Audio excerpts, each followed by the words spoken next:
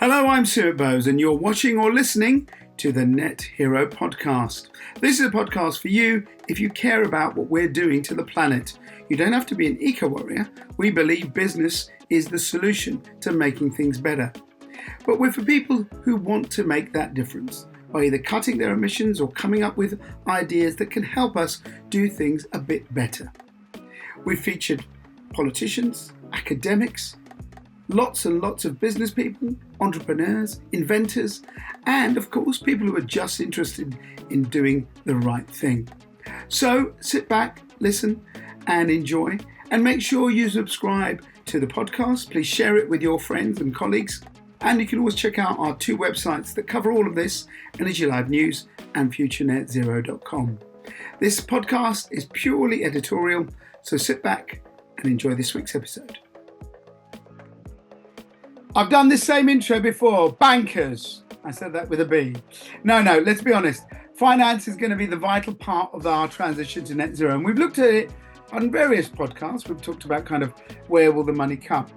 But in a world that's very much shifting since old Trumpy got into office, the markets have been spooked. You've seen what's going on lately. But what does that mean for our transition finance? There are different markets out there. There's so many kind of different terms about sort of capital markets and banking. People are talking about crypto, how we find the ways to make sure that we fund the transition that's not just affordable for everyone, but also something that the banking sector can get behind, because we all know budgets are tight for governments across the world. So today I have got an expert in banking to take me through this, and you'll need to work very hard on that.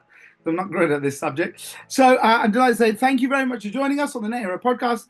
Heiko Ludwig, who is the global head of structured finance at a bank called Nord LB. Is that right? Nord LB? Absolutely correct, yeah. Nord LB. Very good. So tell us a little bit about Nord LB before anyone knows, because I've not heard of you. So I'd like to know what you are. Yeah, we have to change that. Nord LB is the bank, public sector backed bank that covers the northern part of Germany. And we are internationally active in project finance, commercial real estate. And project finance, really, we have a very strong franchise since more than 20 years in renewable energy. We basically have been at the start when banking started to wake up that this is something you can finance and earn money with and servicing your clients next to infrastructure. But we are one of the, I would call us the pioneers of financing renewable energy since the start of onshore wind, solar, and we're active in Europe and in the North American market. So we've seen many interesting developments, and as exciting as the past and this journey to where we are now, one of the leaders in renewable energy financing, more exciting is the prospect if you're looking forward. Where are you? Said obviously you said, I think, are you publicly funded? I didn't quite understand. Public sector backed. We are owned by the one of the German states in Lower Saxony. That's probably detail which is not interesting for the audience, but a public sector bank is probably the right term, right? And I haven't heard of you, which clearly you've got to do some more about that. But I mean, is it mainly European? Have you got branches here? Do you work here in the UK? I work here in London since the early 2000 years when I came over from Germany, working my way through the product of project finance, which is the product that is being used to finance renewable energy projects. And our strategic hub for this unit is in London, but we have teams in Germany, we have teams here in London, and we have teams in New York, servicing all our clients across Europe and the North American market. Who are your clients? Just give us a sort of idea. You don't have to name names, but what sort of companies or organizations? I mean, they start from the typical developers, funds, private equity, but also the so-called indirect clients because when we finance a project, wind or PV, we also finance kind of the off-taker. We also finance the technology that's behind those projects that's being employed. So we service the whole European and US renewable energy market, and any client that builds projects, develops and invests into projects, we probably have worked with them or are still working with them. Let's talk a little bit about banking, because I think people get very confused about what things are. So, and I certainly do. So let's talk about one of the things that people hear about, they hear about kind of normal banking. They hear about something called structured banking. They hear about capital markets. So let's just do a kind of idiot's guide to banking so the audience can understand what we're talking about. So what is normal banking? The banking that I do on my phone. What's that? Yeah, everything is probably the same in every industry. We create our own language and terminology to make it look a little bit more Make it harder for us. make it harder. I mean, normal banking is the retail banking that you and I would do when we move money in and out of our accounts. Hopefully, steadily more in than out, but or if we have to borrow, Yeah. when we get a mortgage. And the so-called wholesale banking is when it's about financing corporates, providing a company with the money and the funding they need for their normal activities to keep their business going. Structured finance or Yeah. structured banking also covers quite a vast area of activities. The way we use it is very much linked to our product, project finance, because most of those renewable or infrastructure projects, they're not financed with recourse to a client, to a company where you can look at the balance sheet, you look at the cash flow that this project generates via its contractual arrangements with an off-taker, whether it's embedded into a certain regulatory support system. And that cash flow then would enable us to non-recourse finance this project. And that needs quite a lot of structuring, whether it's legal structuring, whether it's financial structuring, Right. technical structuring. And that's why the term is used, structured finance. But the better way to describe the product is project finance. You finance a project based on its own cash flow stability and strength. Right. And then the whole idea of capital markets, what are they? Capital markets, probably different ways to explain that, but we are all part of capital markets. Banking is part, also the credit markets are part of capital markets. I think the way it's being used, also the way we try to kind of describe and explain a little bit, one of the big challenges for Europe, a better coordination, a better integrated capital market system means that banks, as being part of capital markets, but for a moment we separate them into the credit markets, need to be better interfaced with the capital markets. That's everything around pension fund, asset managers. You can name it, anybody who collects money and needs to long-term invest, either equity, either debt, bonds, everything you can think of.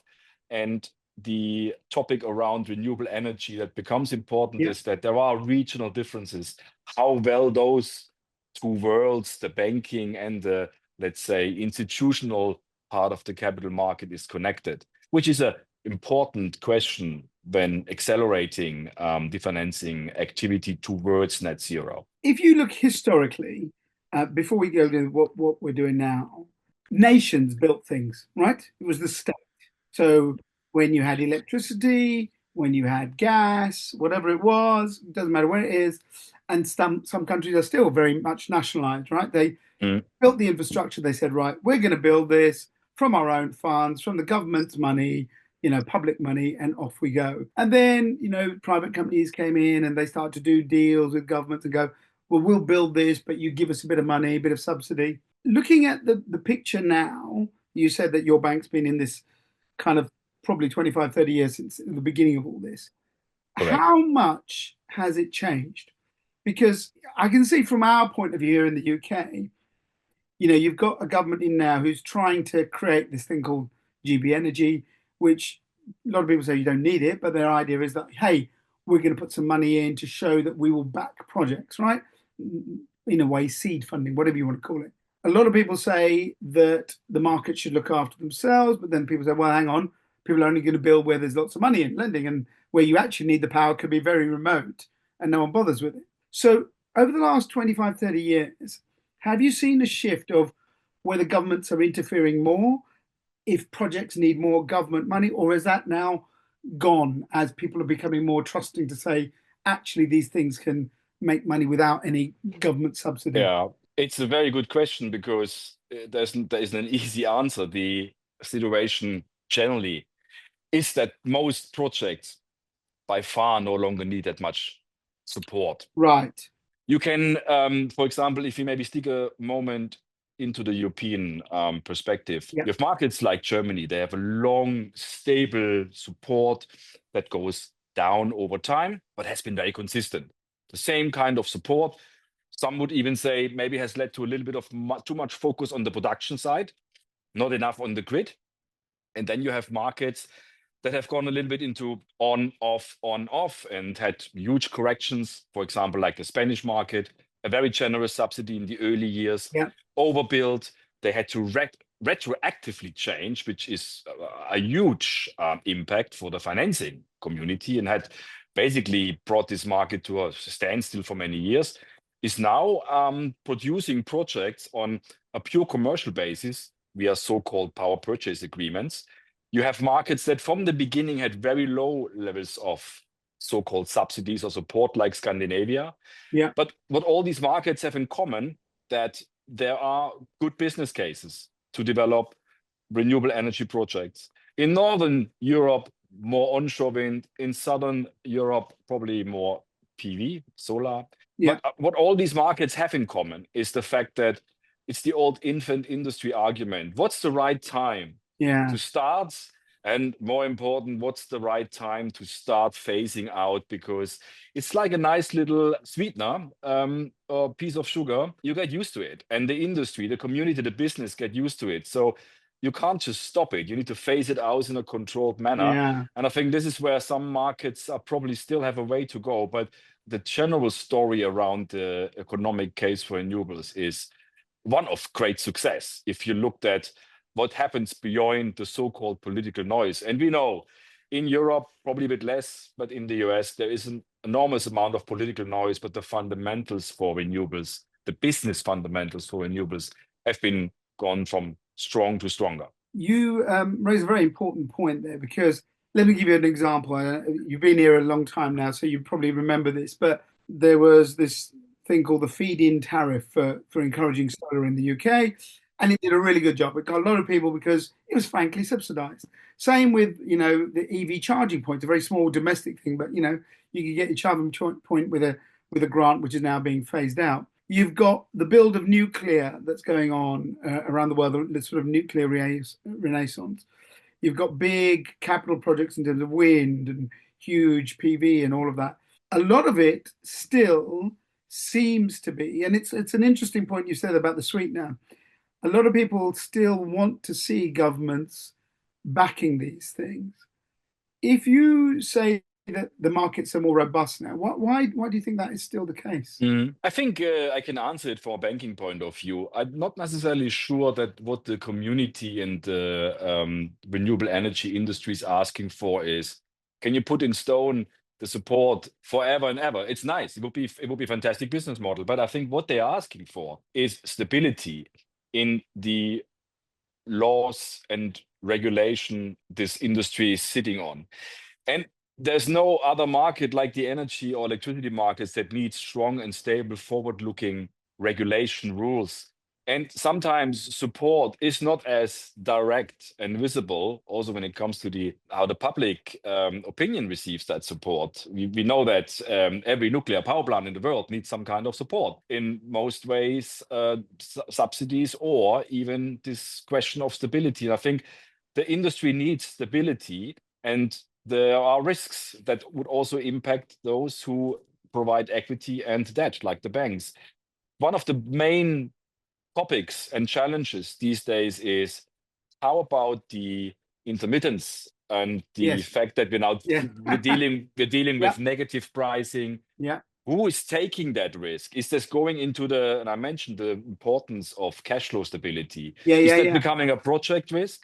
Is there enough equity to cover that risk, or will it flow into the debt side, which would be something that typically banks don't want to take as a debt risk? And I think it's not so much the support. I think undisputedly all players would want to acknowledge that the industry is now matured. It's moving out of the family home, so to say, going its own way. It's probably even moving out of university. But what it needs is stability, like we all in life. A minimum amount of stability to coordinate in like a normal business. When you look at the energy and electricity markets, small changes can have big effects. And I think that's where the real ask is for stability in long-term plans. And I guess nobody would want to suggest that the so-called subsidy-like support regimes need to be there forever. And we see in certain parts of the world that not only is there competition between different support regimes or support philosophy, but there's definitely a business case for most renewables in the right location to achieve net zero on a much more commercial basis, because there are other technologies that now need that support, which the production elements like onshore wind, offshore wind, PV have to hand over to those new technologies, e-fuels, hydrogen, anything that is maybe an sustainable infrastructure piece of investment rather than the production. Yeah, I mean, battery storage is a massive one, right? Battery storage is something that really people are looking for funding for that. Yeah, absolutely, and we're very very happy that we were able to kind of get a first mover advantage like we did for the early build out. But that needs a lot of capital, a lot of investment, a lot of debt. Plus, we're having this major force, and it is really force that we must not underestimate. This is what I call the digital revolution, because there's an enormous amount of infrastructure now mushrooming everywhere. We call it data centers. It's basically the hardware that has all these servers that will do all this computing, whether it's cloud computing, whether it's artificial intelligence, with an enormous amount of energy appetite. Let me ask you one question in return. What do you think is the equivalent energy need if you create artificially generated picture of yourself? You describe yourself and say, can you generate what do you think is the equivalent amount of energy? I would say I think it's a lot more than people would think. I don't know.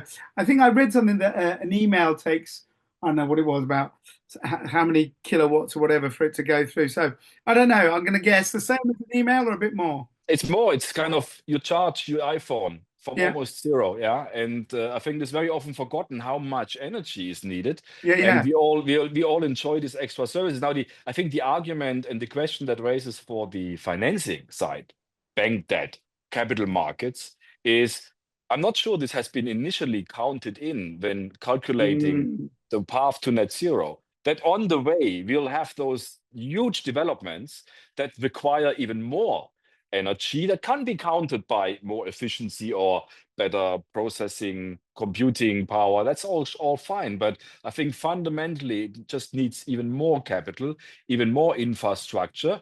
Great for the players in that market, but also is a factor that we need to account for. Energy and availability of capital, because those infrastructure investments in the digital space, they'll cost billions of investments, and that need to be taken from somewhere. Where does the money come from for these capital markets? How much of it is from very rich people who just, got a lot of money, they shove it in and they speculate? How much of it comes from big companies and institutions, and how much of it is state finance? I think when you look at the equity investments, it's basically the so-called hyperscalers, the Googles, Apples, all of these high-tech companies, tech companies that need the computing power. And they don't want to necessarily build those data centers themselves. They give the incentive via long-term contract to somebody who specializes, develops those data centers, need to be at a certain specific point in terms of where they sit, but also how close to data traffic cables, but also how strategic can they sit close to the grid, because they have this enormous energy demand. The debt, ideally together with the equity, does not only come from individuals, rich individuals, but from all of us. It's a perfect investment for pensions. I was going to say, pension funds, asset managers, insurance, because they are long-term infrastructure assets that produce a cash flow for 20 years plus, because they have those long-term contractual offtake arrangements. And come always back to stability. With stability, it's a very, very good match for those long-term liabilities, as much as renewable energy or any other piece of infrastructure that needs to be there to keep the world going and progressing. I just did a podcast not long ago with a company. They're building a part of this global grid. Basically, they're building a massive interconnector from Morocco to the UK, all financed privately. right? Incredible story. And I said to them, why, they said, well, no, because we're a private company. When we want to do this kind of thing, we think we're going to have, like you said, a power purchase agreement with the grid and all of those things. And then you have big, intensive capital projects like fusion, for example, like carbon capture, where particularly in the UK, lots of announcements of public money going into that. So you seem to have two sides to this, all part of the transition. Yeah. Inventive, private funded projects like that, and then other big, heavy projects. And I'm not saying the other one isn't. It's a huge, massive infrastructure project, but big infra, which needs the public money. So when things are tough globally, we all know the economics of the world. Can the markets not sort of get involved more, or do you think there is still a reticence? Because you got two examples there of two things which are all part of it. One where the private sector said we're going to just do it and that's fine, and the other where no one's doing it and going, go on, government, cough up. Yeah, it's a good question, or good point, because I believe that what I said before, handing over the support to those new technologies that need the old infant industry argument. And fusion is one of those almost endless infants, doesn't want to grow up. And it's a complicated technology. I'm not an engineer, but I would say that it feels like it would be great if it one day would work. And maybe we are closer than ever. Hopefully we are closer than ever, but I wouldn't necessarily count on it to by the time we would have to achieve or get very close to net zero. But it's definitely that technology that needs support, public funding, and also because the markets won't go for it because they're not sure. Not to the point, because the returns are so uncertain that it becomes either very speculative or it's just not certain enough. I think that is competing with other activities that also need that support, like the e-fuels. Yeah, I recently had a client who produced the first 5 ton of real green methanol. Yeah, so big solar project, next to it electrolyzer, and they produced complete green methanol. It's perfect, but that's what needs the support and needs the push and needs the long-term money that helps it to grow up. Whilst a grid connection, if the business case for connecting those 2 points is right, would attract the private money. And again, I come back to, as long there is stability. So hang on. So yeah, I get it. But it does make an interesting point, which is revolutions happen in steps, right? And it seems to me what you're saying is the finance people have suddenly gone, okay, interconnectors, they work, wind turbines, they work, panels, they work. We know these things work. We're happy to back that. Fusion, we have no idea. So in a way, does that mean bad news for new tech? Driverless cars and all that technology. People are going to say, well, we don't know. We can get a certain return, we know, by building battery storage. Do you see what I mean? It's just a different product. Project finance, the way we employ it to the sector, needs stability, technology that is absolutely proven, and a stable cash flow. What you described, technologies like self-driving cars, they need venture capital, or they need big investment from companies who want to explore and maybe exploit this new business, also taking the risk, because that would be definitely not a risk for debt, for the debt markets. That's a risk for the equity markets. And I think in terms of what is our challenge, it really is the question, is today the relation between debt and equity and capital markets, is that relation efficient enough to enable a good progression towards net zero? Or are there regional differences that maybe we should have to compare a little bit between us? These days, it's hard to look into the US and say everything is better. But certainly that integration between the debt and the capital markets, how quickly can a project basically turn debt from a bank to debt and offer that to an institutional, an asset manager, for whom it might be a very good investment? That comparison between Europe and the US is a very healthy one, because it shows that where Europe can still grow and become more efficient. And I think that's a real life challenge we have to deal with, because I think that whilst there is enough capital available to achieve net zero, we seem to get a lot of new topics. I've mentioned the digital revolution. I think there is also some very conventional infrastructure that needs to be refinanced or reinvested in. Bridges falling down, that shouldn't happen, right? Schools, hospitals, they all have their investment needs. And now in Europe, we have defense. And that of course. all will not be just financed by the government budgets. It will be banks will play a role, and capital markets will play a role. So it's all about how can we make this turnover of capital and bank debt more efficient, so that there will be never ever a gap. I think that's the biggest fear financially for bank, the capital and the debt markets is if we would find out in 5 or 6, or in the medium run, 5, 6, 7 years, that we achieve a capital gap that threatens and will kind of stop a little bit the breakthrough or the build out. And we could have seen it, but we didn't react.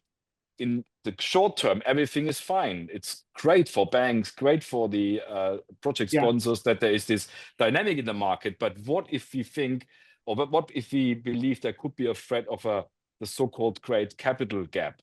And that's why we think a little bit towards, is the way we employ it, is that an efficient one? There's a couple of things I want to cover before we go. One is obviously America, and we'll talk about that in 1 second. But the point you made, and this is something that someone said to me, I was at an event not that long ago, and they said to me something which I thought was very interesting. When you hear, particularly local authorities, and again, I can only speak about here, I don't know what the situation in Germany is particularly, but across Europe, local authorities, municipalities are struggling, right? Budgets are tight. And then someone said to me, there isn't a problem with money. The world's got plenty of money, and there's plenty of money there. It's a question of whether those people who've got the money are willing to put it in. So let's just talk about that before I talk about America. Is there plenty of money to fund net zero by 2050? Yes, in Europe and in the US. And you basically provided the answer already. Is there enough incentive? Is there the right level or amount of incentive to put the money into those projects at the right stage? And what kind of money? Is it money, capital from the asset managers? Is it from the banks? Europe is bank heavy. It's great news for the banks, but banks have an interest also to recycle their debt a bit quicker and not to leave it in one project for 20, 25 years. There you go. Exactly. And that's the point that people say the money stagnates. The big boys put the money in certain things and they don't risk it on other things. And also, as people say, it's very funny to find money for war instantly, but to build a new power station, it ain't coming for 15, 20 years. Right? Yeah. So is there a problem from the finance sector that you say that you answered my first question brilliantly? There is plenty of money. But the second point is they're sitting on it.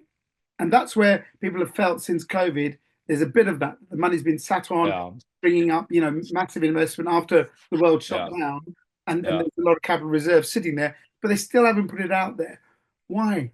I think the problem is a bit deeper, because it really goes to the fundamental of how is the capital market, or the capital markets, one must say, in Europe organized. And there is this distinct difference between Europe and the US, because we don't have one unified European capital market. There's a great paper we have put together with a think tank called Themis Foresight, where that was exactly been analyzed in context of net zero. Futures of the European capital markets, you can find it easily on the internet, but it's exactly like that. There is enough capital, and in some countries there's too much money in relative boring saving accounts. That money would need to be made available via the asset managers, the pension funds, the insurance companies, you name it, to be employed into those long-term projects with a stable cash flow.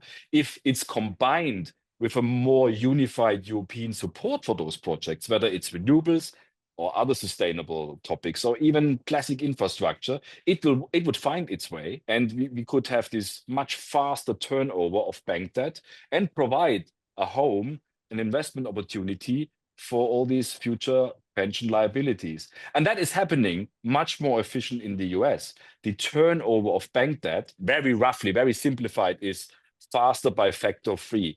In simple words, I can employ the bank debt in the US 3 times on an average project tenor compared to the project tenor in Europe. And that's not because we want it that way. First of all, it has grown that way, it has developed that way, but a more unified, or a unified European capital market system could attract that, because then you wouldn't have 27 different markets with Yeah. local centers. You have a system that provides, again, consistency and stability, and you can motivate it to go that way. We would all benefit.